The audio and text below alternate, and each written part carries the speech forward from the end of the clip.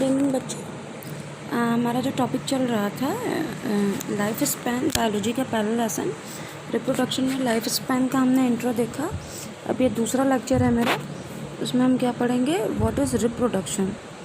Reproduction basically 2 type के होते हैं, एसेक्सुअल और सेक्सुअल, जिनको हम ऐसे डिफ़ाइन कर सकते हैं, ये प्लांट में होते हैं और lower animal means fungi, bacteria etcetera. Sexual हमारा बेसिकली एनिमल्स में होते हैं। ओके, तो ये 2 कैटेगरी है हमारी रिप्रोडक्शन की। What is reproduction? Whenever germ cells combine with germinating cells and it give birth to new plant or animal.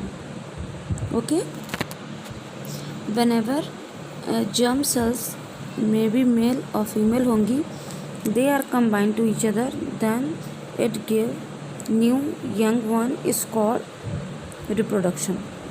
अभी तो ये सिंपल सा मैंने एग्जांपल दिया। ओके, यहाँ पे हम इसकी डेफिनेशन भी दे देंगे।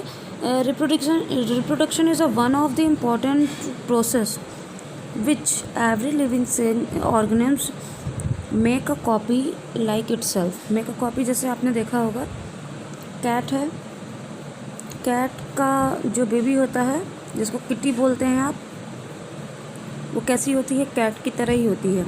इनमें क्या होती है, आइडेंटिकल सिमिलर होते हैं। आइडेंटिकल सिमिलर मतलब नोज़ का शेप, आईज़ का शेप, फेस का शेप, लेग, बॉडी पोस्चर सब क्या होगा, बिल्कुल सिमिलर होगा। मतलब पेरेंट्स का जो भी कंट्रास्टिंग कैरेक्टरिस्टिक फीचर होंगे।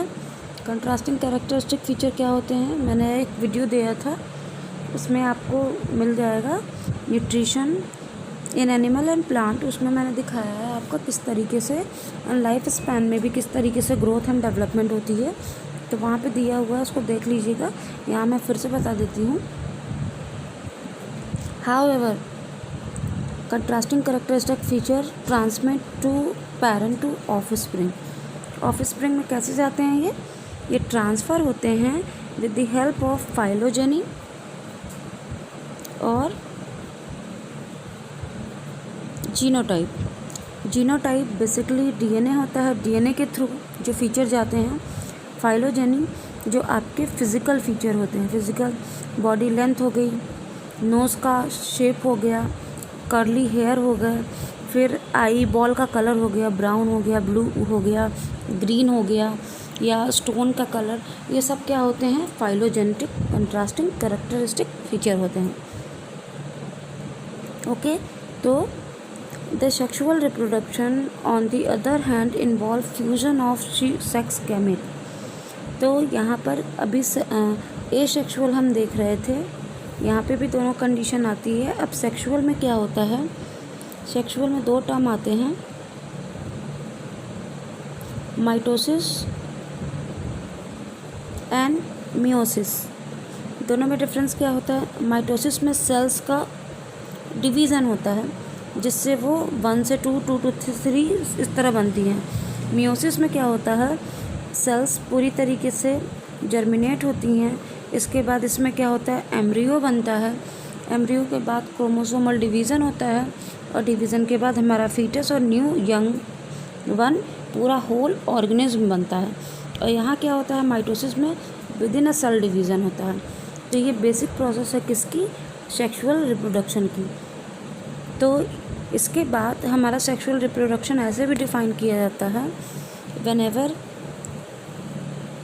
व्हेनेवर हमारे जो पेरेंट्स होते हैं वो क्या करते हैं, मेटिंग करते हैं। जैसे पेरेंट ए हैं और पेरेंट बी हैं, they have XX chromosome, they have XY chromosome. Okay, तो दे आर कंबाइंड, इनको हम फीमेल बोलते हैं, इनको हम मेल बोलते हैं।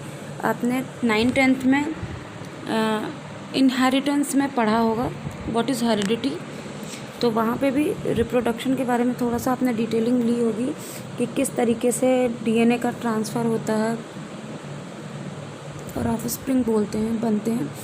तो यहाँ पे फीमेल का ओवम आता है। Okay, 1 minute, I show you. Female का हमारा ओवम रहेगा और मेल का स्पर्म होता है जो फ्यूज़ करेगा। आफ्टर फ्यूज़न क्या होता है, फर्टिलाइजेशन होता है। और ये क्या कहलाता है, हमारा type 2 sexual reproduction. Okay, this is called type 2 sexual reproduction. और एसेक्सुअल में क्या होता है, अलग अलग पेरेंट बॉडी की हमें ज़रूरत नहीं होती है। उनमें वेजिटेटिव रिप्रोडक्शन, आपका वेजिटेटिव हो गया, स्पोरुलेशन हो गया, फ्लावर से पार्थिनोजेनेसिस होगी, पॉलिनेशन हो गया, एक्सेट्रा। तो वहाँ पे पेरेंट बॉडी एक ही रिक्वायर होती है, वो हर्मेफ्रोडाइट हों या मोनोमार्फिक हों, कैसी भी कंडीशन होगी वो क्या करेंगे, रिप्रोड्यूस कर जाएंगे।